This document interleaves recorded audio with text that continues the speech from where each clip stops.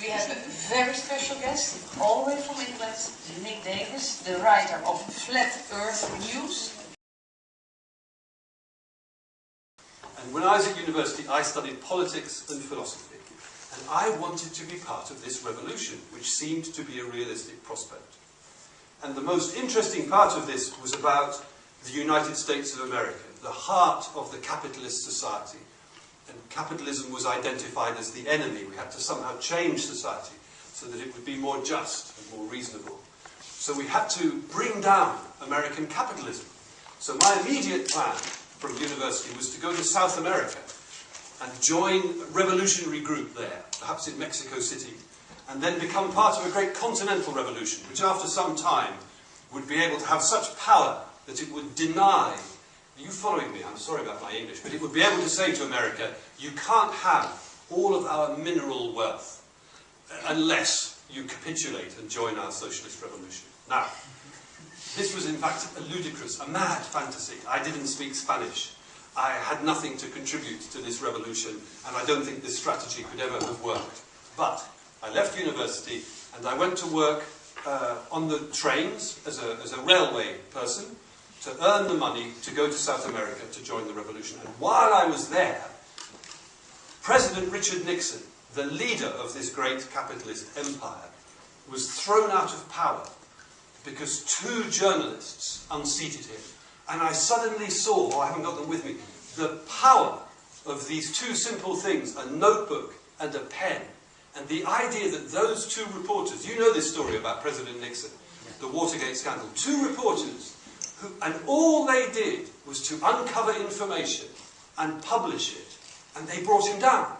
And I suddenly thought, this is much better. I don't have to learn Spanish. I won't have to be arrested and tortured with nasty electrical things. I can simply have a decent sound system and a pleasant home, and also sort of make revolution. I thought it was really wrong that when we, journalists, looked back at the whole business of the weapons of mass destruction, we wrote about that. We wrote about the misinformation, as though this was just a problem of governments and intelligence agencies. It was something that went wrong between the CIA and the Pentagon and George Bush. But if you look at the shape of the misinformation, there's a third player, which is us, the media themselves. And we never asked in what we wrote, well, why? Why did all those news organisations, which exist to try to tell the truth, get such a huge story so wrong? So it's a very important question, and it was wrong that we refused to address that question.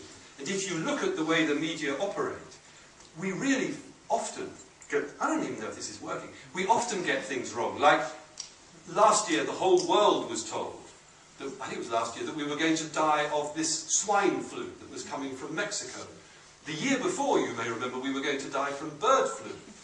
And I think it's a year before that, there was something called SARS that was going to kill us all. All those stories. SARS. Well, why? We took a random sample of 2,000 stories from the best newspapers in Britain. Not the horrible tabloids, the very best. And they looked at these 2,000 stories, and I asked them to ask a question of each story. The question is this. If there is a central, factual statement at the centre of this story, is there evidence that that statement has been checked? Now, since our object as journalists is to tell the truth, our main function is to check. That's what we do. This is a false statement. We don't want it in the story. This is a true. Okay, it goes in. So the answer these academics will get is 100%. Yes? The answer they got was 12. 12% of the stories from the best newspapers showed signs that they had been checked. Now that's what starts to happen when you take time away from the journalists. So it becomes a structural problem. And I know I'm talking rather a lot, but with the same sample of 2,000 stories, I got these poor academics to do one more exercise, which was to find out where has the raw material, the information for these stories come from. So the answer you expect to get is that the reporter has gone out and found people to talk to and persuaded them to talk and got information. The reporter is the source of the story. But when they looked, it was a huge research project, they discovered it's the same figure. Only 12% of the material, the information, was coming from the reporters. There was 8% where they just couldn't discover where it had come from. But 80% was coming from 2 second-hand sources. And one of these is the news wires, you know, like Reuters. And the other is the public relations industry, PR. And these two overlap. Lots of what Reuters tell you has been fed to them by the press officer who works for the government or the corporation or the trade union. And it's a bit of a long story, this, but both of these, the wire, the news agency and the PR, are unreliable. If you want to know the truth about the world, you cannot rely on those two sources. But if you stand back and look at the way we work now, journalists, it's about taking these two unreliable sources of information and recycling them into the paper, usually without checking them.